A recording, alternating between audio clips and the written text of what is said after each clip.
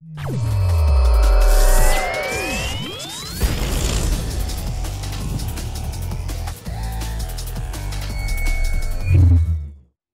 guys, and welcome to a new video. Today I want to bring you the update on the Rocky Firebore build, the Ricardo Tyson of Path of Exile. I'm talking about my Hollow Palm Chieftain Infernal Blow character. So as I was saying in the last video, I'm going to take this build to the next level, basically investing more, trying to get as much dexterity as we can get to see how this build will perform at the end game of gear, or basically some higher budget gear, basically what I would call it, to see how this build will perform in the end game. And surprisingly, it feels like it is extremely strong in the start, then it falls off quite for the mediocre budget, let's say, and then it ramps up pretty heavily at the end of the budget curve, which means at the moment I'm having 2,227 dexterity, which I would say is already too much. So I would say for the map showcase, we're gonna run like here 2 maps. One is the Al-Hetzmin on Awakening 8, then we're gonna do the Conqueror as well, so you get a feeling how this build looks like.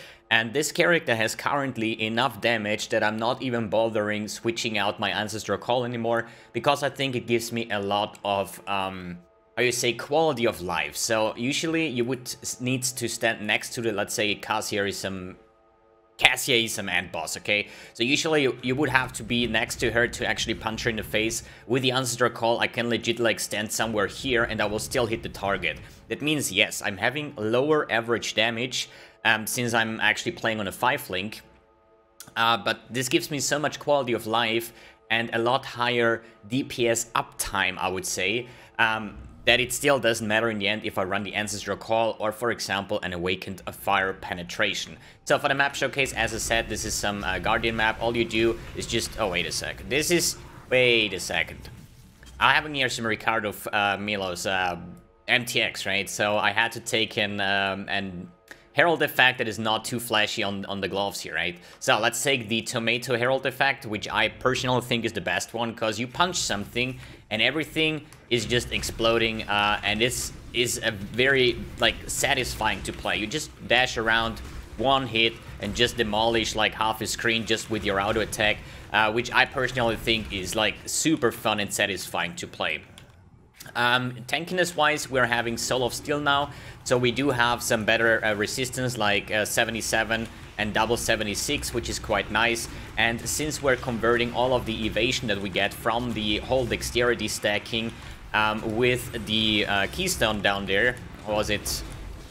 Perfect form? No, not perfect form. Perfect form was the chest. Wait a second. I'll tell you in a second. Basically, the keystone that lets you convert all the dexterity bonus to armor, and that's why I'm having 20,000 armor, 82% physical damage mitigation. This is exactly what some knuckle fister like this guy wants to have, going close combat most of the time and just face tanking most of the things here.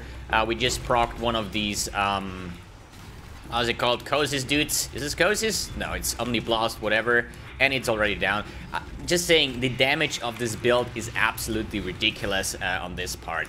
Sadly, the Synthesis, or at least the Delirium, runs out here, so no boss with Delirium, but that's not a big deal. It doesn't really make any big difference at all. So what we're gonna do is just run in here. We have some Val Ancestral War Chief to boost up the damage even further, but I'm not gonna use that. I'm just using the regular one, popping some flasks, and as you see, you just knuckle these dudes down. Let's go for the Conqueror real quick. Putting here my War Chief Totem and an Ancestral War Chief Totem, popping flasks, and then just really going ham on it. And as you see, for a melee character, Infernal Blow, this is some big chunks of DPS that we have over here, right? So it's the first time I'm playing the Infernal Blow. I started this character as a Consecrated Path character, and I said I want to test out the Consecrated Path, I want to test out the Infernal Blow, and I also want to test out the Tectonic Slam. But in the end, just for the keystone again, it's Iron Reflexes. Good. There we go. But yet again, Consecrated Path did not feel that great in terms of clearing. I think that the Infernal Blow, and as I said, it's the first time I'm playing Infernal Blow, has some massive clearing potential, and with the deck stacking, you're gonna hit some crazy DPS numbers even for single target, and this is basically it, right? You have skills that clear super nicely, but have a shit single target DPS. And with the current state of the build, I still have so much single target DPS that, as I said, I'm not even willing to put out my Ancestor Call just because of the quality of life. Tectonic Slam haven't tested yet, will not do, because Mathel was playing some Tectonic Slam, Hollow Palm not too long ago, so you could check this one out. But what you would do is just get rid of those two and get the Tau for Strength to get the Endurance Charge generation for the Empowered Slams. So let's go for Cyrus real quick. This is Awakening level 8. So let's see how that works out. Usually it's a pretty satisfying character on Cyrus as well, just because I've done like more than 50 carries with this character. I had some emergency carries, like one portal left, and this dude usually, sometimes you can die. It's Cyrus still, right? If he teleports out of the way and he quadra beams you, this character is not elemental ailment immune. This character does not have chaos resistance, so if he channels his full quadra beam on you, you're probably gonna end up dying. But overall, I would say out of the 50 carries, at least 43, 44 of those were deathless. So hopefully in this showcase, we're gonna make a nice deathless thing as well. And you're gonna see on the damage, it's quite nice. So what I'm doing here is just place down my Earth Penis, the Ancestor Call, and then just do some footwork. As I said, I can stand pretty much far away from the encounter and just knuckle him down, and I'm not gonna really use any flask because I want to keep those for the last phase. But as you saw, I can really stand like a couple centimeters, pixels, whatever, away from him, and it's not going to be a big deal. So let's just run below him. And as you saw, damage-wise, it is actually pretty good for an Ancestor Call in the end, right? So that's actually a little bit bad here. Cloud disappear. Thank you. So, good.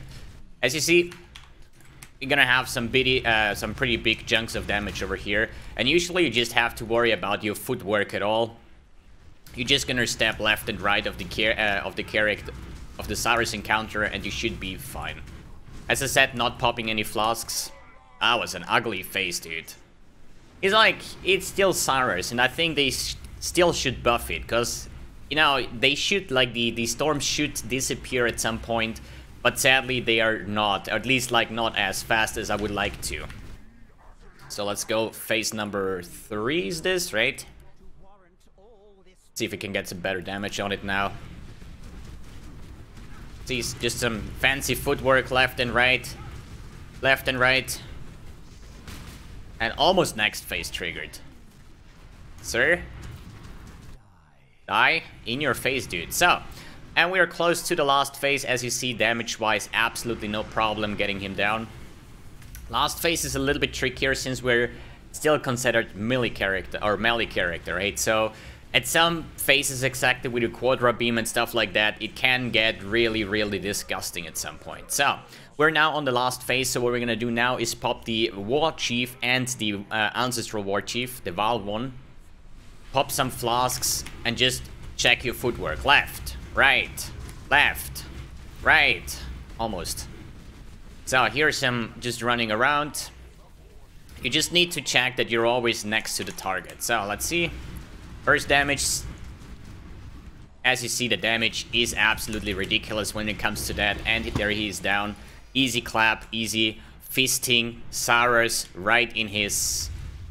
Yeah, so I would say I'll just leave this weird place here, and as obvious, Cyrus is just giving me some gambling gloves that we're gonna Val in a second. And then we're gonna talk about the build in specific, what adjustments have I done to it, and what would be further progression, but I think this is actually pretty min-maxed at this point. So let me quickly see. I would call probably 3 Val Orbs. Seriously? Okay. Never mind, I'm not calling 3 Val Orbs, I'm calling, yeah, nothing actually. Good, let's take a look at the character itself. How was the gearing process at this point? So, let's go top to bottom. As I said, the mandatory things here Let's go first with the basics. Why Chieftain? So Chieftain has two good reasons to go for it. One would be the 100% fire resistance through the Thessalio Cleansing Water, which is super nice to have on a Hollow Palm build because you're missing some spots and you barely get some resistance from somewhere. And the second good reason is Infernal Blow has 50% fire conversion. With the Nagahamu's Flame Advance, you get the other 50%, and I don't have to go to Avatar of Fire. And then I can also use the Atziri's Promise, which gives me a shit ton of damage. So currently in the hideout, 2.1 million DPS without flasks, which is kinda insane. So I choose to go with the Fractal Thoughts because, first of all, this was actually weird. I was checking for a good base to craft my helm on this. And I was checking for some Infernal Blow enchantments, and the Fizz's Extra Fire is just big damage, right? So I was browsing there trying to get a good base to start crafting, and I found this mask here, cost like 5 exalts or something. It was the only one on the market, and I was like, wait a second. Fractured Thoughts has to be the best in slot item for the Hollow Palm elemental-based version, because you have 15% dexterity if your strength is higher than your intelligence. Check. Then you have 1% increased elemental damage per 10 dexterity. So basically I'm getting like 220% elemental damage, and since this is a pure fire-based build, I'm gonna get a shit ton of damage out of that. I'm running here the Ancestral War Chief with the combustion support, so I can use my Infernal Blow with elemental focus, so the combustion will, once it's ignited through the War Chief, the enemy is going to receive more fire damage, or at least has lower resistance. And here I'm using Dash with second wind support. This is my movement skill over here. Good. When it comes to the chest, the Wild Wrap that I used was actually more DPS than this one, but this has more survivability. So what did I do here is just spamming, like almost all of my gear is spammed with the Essence of Sorrow. This is the best one when it comes to the dexterity roll. So what I was doing was just taking a Redeemer chest, spamming those fossils, or at least these essences, trying to hit the percentage dexterity as well. And luckily, I mean, I can't really say lucky because I spammed at least like 300 or 400 essences on a chest to get something like this. I think like 4, 5, 6 times I actually annulled off dexterity or the percentage dexterity, so I can't really say this is a lucky chest because I invested like at least 50-60 exalts just of worth of essences to get something like this. And if you're wondering why you're not slamming this item, pretty simple, because of the resell value. As you know, I equip my characters, I do all content with them, I do a build guide, and once this is done, I start selling the character and invest more into the next character, just play a lot of different builds, right? So that's why I refuse to slam this, because it is double suffix and 1 prefix. I don't really know what kind of good prefixes I could get on this one, because the Frenzy Charge and Hit is also a suffix. So what could I slam, like Hybrid Life or something? But the problem is, let's say I slam any like tier 500 armor or something, right? Some really bad stat. This chest would lose a lot of value just because somebody has to then lock the suffixes and try to annul off the shit that I slammed, right? And in the end, you have 1 open suffix as well, so you want to increase your attributes with the craft. So overall, this chest has all that I want, right? I cannot get any resistance because all the 3 suffixes are full, so I don't really care about trying to slam this one just to ruin the chest pretty much more, right? Good, I have here Infernal Blow, Ally Damage with attacks, we have Melee Fizz, then Multi-Strike, Ancestral Call, and Ally Focus. So if we're gonna check the path of building real quick, this is like my average DPS, like good 7 million Shaper DPS on my Infernal Blow, which is sick, but this is with the, where is it, Anger, no wait, Infernal Blow, this would be with the Awakened Fire Pen. So as I said, quality of life-wise, I'm just using the Ancestral Call, even though I know it gives me a lot less DPS, so we are dropping from 7.6 down to 6.2, right? So we lose like 1.5 million Shaper DPS just by not gem swapping, but as I said, with the Ancestral Call, I have a way higher DPS uptime, and it's easier to fight with the Ancestral Call, both in mapping and on the single target, just because you don't have to stand really next to the target to actually hit it, which is like super nice. Good. For the amulet, here I choose to mix the Shaper increased attributes with the Redeemer's increased dexterity. Hopefully that was right. Both of those are suffixes, so once you have like this one, you could just use imprints. Like, I always imprint the items that I try to awaken an orb together, just because if it sucks, then I can just revert. So this is all like imprints from the past builds, also from this build. And the best thing to do is just like merge, like make an imprint, merge the attributes with dexterity, hope that you have the open suffix and an open prefix, so you can just like craft. Suffixes cannot be changed, scour off, so you're left alone with a Jade Amulet with increased dexterity and increased attributes. What you can do afterwards, this is the more higher budget version, basically, is trying to slam a good prefix. How this works is simple. You craft the third suffix and then you slam, right? You only want to hit slam it once, just because once you hit a slam, like this one here, the increased damage per dexterity, then you can just multi-mod it right away with some life ally damage and the amulet is done, right? But still, every try is about 3 exalts, because you craft the suffix, can be fire res or anything, then you slam. If the slam doesn't work out, if it's like, I don't know, like 1, 2, 3 cold damage or something, then you have to block suffixes again, or at least suffixes cannot be changed, scour off, then craft resistance again, slam again. So every try is about 3 exalts until you hit something good. Luckily, I got the increased damage per 15 dexterity, although not really luckily, because I spammed like, I would say I spent 50, 60 exalts just slamming this amulet, trying to hit something nicely, and I got like 2 times in a row increased damage per intelligence, which kind of sucks. You have a dex stacking character, a dex amulet, and you hit like 2 times in a row increased damage per intelligence instead of dexterity, which kind of sucks, but in the end I could make it happen. And this is like a very good amulet at this part. For the ring, both of these are essence crafted, both is a warlord base, just because I was interested in the flammability on hit, since this is a pure fire character. So on like 5th or 6th essence, I hit this ring here, right? This one had the dexterity essence craft plus double tier 1 cold lightning resistance, which is absolutely gorgeous on this build, just because I get my fire resistance through the ascendancy, so the only thing that I worry about is cold lightning, and this one has cold lightning plus implicit cold lightning, so I can always like scour that off again, right? So I crafted life, so what I did here is just like suffixes cannot be changed, scour off, and then I slammed twice. Why twice this time around? Because I cannot multi-mod this anymore, because there is no open suffix, right? So I can safely just slam twice and craft life, and if I have more currency, then I can just repeat until I hit something good that I probably want, like tier 1 life or something like that. The other ring is as well the same base, basically, 2-stone ring with the cold and lightning resistance, and then essence crafted, trying to hit the flammability on hit. Here I got flammability, and overall the ring is pretty bad. We have tier 5 fire damage, we have a tier 1 multiplier, which sounds good, but this is a non-crit build, so I don't care about the multiplier. So basically what this ring gives me is dexterity, crafted life, flammability, and some mediocre, fire damage tier 5. So can be a lot better, but in the end, there is everything on it that I want, which is dexterity on the highest roll with the catalysts and the flammability on hit.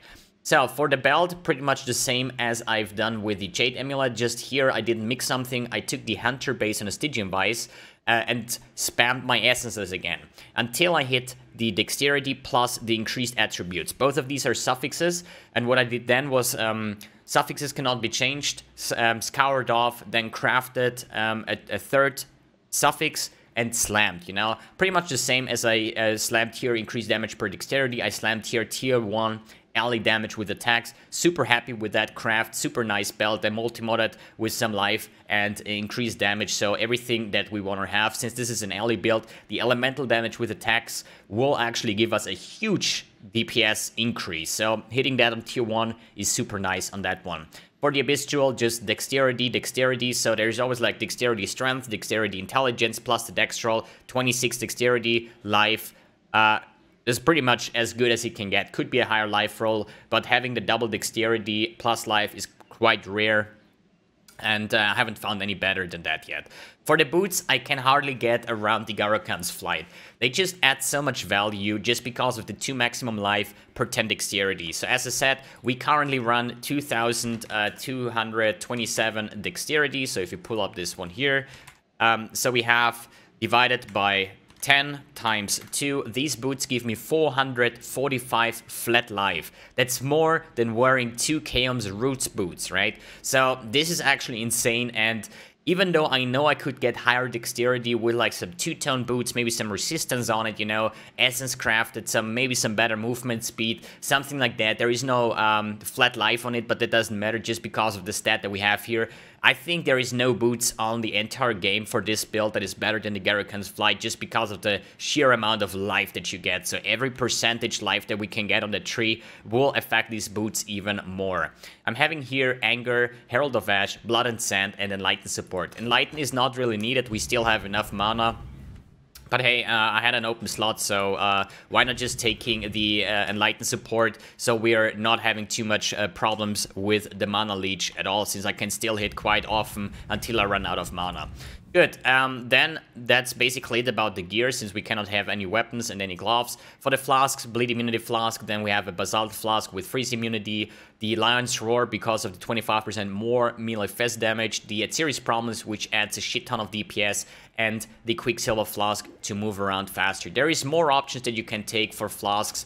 For example, if you're gonna put in my flask tab, if I find it here, for example, a Cinder Swallow Urn would not be bad for the basic mapping. It's pretty much the best mapping flask out there. What else could be nice? The Bottled Faith, for example, because still this is not a crit build, so the crit doesn't really affect us, but enemies on consecrated ground take 10% increased damage, which is essentially a more multiplier in that part. Let's take a look at the skill tree. As I said, first Ascendancy, most important, Nagamu's Flame, second, Tassalio, third, Hinekora, and fourth, Ramaku's Sunlight. This is like the two mandatory things, the resistance and the physical conversion. Starting as a Marauder, pretty easy, going down here, the life nodes.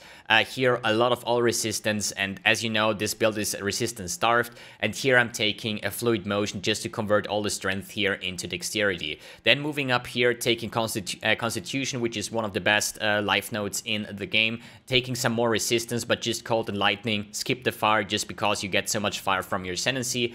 Then here I have another Fluid Motion. Then for the Watcher's Eye, I choose to go with a double Anger, Fizz's Extra Fire, and Fire Pen. The Anger multiplier will not bring you something. The Fire Damage Leeched will not bring you something because we have that on the Ascendancy as well, so we don't need anything about that. Good, then going down here, I would... Like, in the previous version, we used Lava Lash, which is not bad at all, but I did not realize that it says damage with weapons penetrates fire resistance, right? So, we not have a weapon, so we're not gonna get the Fire Pen. And the Fire Pen was the crucial thing to actually go for Lava Lash. That's why I skipped that. And the 4 points I saved here, I put into Soul of Steel for more physical damage mitigation and more maximum resistance. Then going over here, so this is a little bit of a weird cluster, right? Like, you would think of, why do you take two-handed nodes? Why do you take endurance charge if you cannot even generate them? Why you take a frenzy charge while not even running blood rage and stuff like that?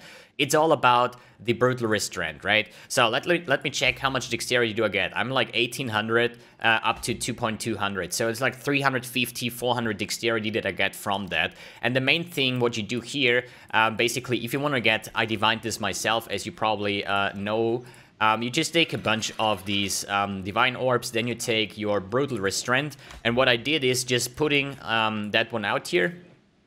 The most important thing is that you skill those points, because then you see them active. Because if this node here is 5%, for example, then you wouldn't even realize it unless you search for it. So the best thing is to just remove a bunch of your skill tree and socket or skill all of these points here that could potentially end up being 5% dexterity. I would assume this, like the 4 on the top side, the 1, 2, 3, 4, 5 on the bottom side. And basically, I just don't want to ruin my current one.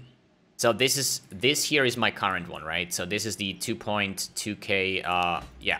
So we're gonna put this one far away, because this is probably, now after like 50 divines or something, I hit that one. It's probably worth more than 100 exalts, just because it has 20% increased dexterity and 40 flat dex on it, right? So what I do is I open this tab here. I don't need to worry about anything. All I do, divine it, throw it in, and I see my dex value. So 2000, right? So I put this one over here, 1900. Next one, I have 1900 again. So basically, you do this all the time to just see what is the highest dexterity you can get. So let's say I have 2039, which is the highest that I got yet. I just get a second of the brutal restraint, put this to the side, and just try to beat the 2039 while just putting it in, divining, put in, divine, and so on, until you hit more than 2039. Then you move this away and keep on going like that. And I hit this one with like 4 times dexterity. That's the reason why I've used the destroyer node here, because of 5% dexterity. Here I have flat 20% dexterity. Here on this one, 5% dexterity, 5% dexterity on the Master of Arena. And this is also the reason why I anointed the Harvester of Foes, which is an axe node basically. I don't benefit from it, but it has 5% increased dexterity. And it would be like 1, 2, 3, 4, 5, 6 nodes to get there. And this could be 6 flat 10 dexterity nodes as well, right? That's the reason why I have anointed that one. Good. If we are done with that one, we go down here, take Iron Reflexes to convert all the dexterity into the armor nodes, basically. And I'm having like 100% hit chance, obviously, with that amount of dexterity as well, because dexterity will give you accuracy as well. Then over here, I start using the split personalities.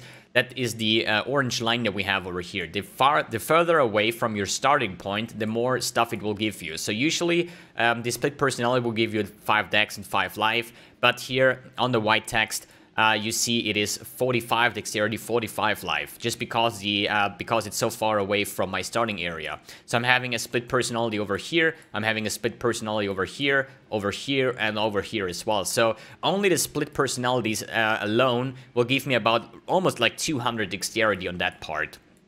So then we have the Utmost Swiftness for the increased dexterity, some life nodes, 1 point in Mana Leech node. Going up here for the Cluster Jewel, I use an Entropy Splitter that's like a large Cluster Jewel that gives me Master of Fire that says nearby enemies have fire exposure, so I don't need to rely on any kind of Wave of Conviction, cast when damage taken setup, because as soon as I stand next to an enemy, which I do all the time just because of the melee range, basically, I don't have to worry about that, and it saves me up some skill slots. Although this one gives you minus 10 fire resistance, the Wave of Conviction would be 25, I think. So then I have here one with nothing with Corrupted Blood, so can it be Corrupted Blood inflicted. And then on the top side, I use another split personality because it's far away from my starting area, so I'm getting a shit ton of dexterity here, 57 dexterity and flat life on that one. And here I have Disorienting Display for the Bland chance. I also have the Prismatic Heart, which is something you can use if you're still lacking resistance, and we get some elemental damage as well. I figured out it's not worth the 2 points because I'd rather go for more life. Good. I think that's about the skill tree. Path of Building link is in the description below. Let's talk about the cosmetics. I'm having the red bandana here with the Vanishing Die on my 4 spots here, and then I usually use the Demonic Herald effect, so it doesn't really affect my fists too much in this part. We have the Earth Penis Ancestral Call, Ancestral War Chief here, the Void one. Then Dash doesn't have one, or at least the one that is existing looks pretty bad. And that's pretty much it with the Doomcrow Portal effect. For the Pantheons, I choose to go with the Brine King because I found myself stun locked in some of the maps, so once I get hit or stunned, I cannot get stunned again in the next 2 seconds, which is super nice to have. And obviously the Soul of Shakari for immune to poison. When it comes to the bandits, I killed all just for the 2 skill points, and I think that pretty much sums up the build guide at this part. For the final words for this build itself, I'm really had a good time with this build. It's a lot of fun to play, just run around, knuckle the enemies. It's just an amazing build, and with the amount of currency that I invested, it is still pretty decent, I would say. I had builds where I spent equivalent currency that turned out pretty bad. For the amount of currency spent, for example, the Bleed Bow character, a lot of currency invested, and the end result was satisfying but not really too good. And just seeing an Infernal Blow character, which has a very, very bad single target DPS, clearing all content with the breeze, I mean, obviously you have to hit a dexterity value of that one as well. But overall, I think that this character has already too much dexterity, and I would rather go for some more life. So I have the path of building over here. So what would I potentially change here? Probably get rid of all of that here, probably. You know, I mean, dex stacking, yes, I know it is good, but here the ambidexterity node gives a lot of damage, and then I would also fill up the life cluster over here, and then also fill up the life cluster on the bottom side here with those 4 points, and then probably we're like 7 points off. That means that we have to skip some on the top side here, maybe even put the Cluster Jewel on the bot side over here, something like that, and you will safely have like close to 8,000 life based on that instead of, what do I have, 6,500, which is another layer of defense, obviously having so much life, so your leech and stuff like that will be affected by that. So I think 2.2k is like overkill on that part. Alright guys, hope you enjoyed this video, hope you enjoy this build. As I said, I can basically just recommend it if you have some currency over, if you want to try out something like that, but it needs a lot of time and investment, and the crafting that was also pretty, how you say, pretty heavily, let's say it like that. It was quite a challenge to get all of this going to the part where it is right now, but now I'm super happy with the build, and I can definitely recommend it if you want to play some Rocky Balboa in-game, or Ricardo Milos, or Mike Tyson, Muhammad Ali. You have everything in this character. Thanks for tuning in, thanks for watching, and see you on the next video.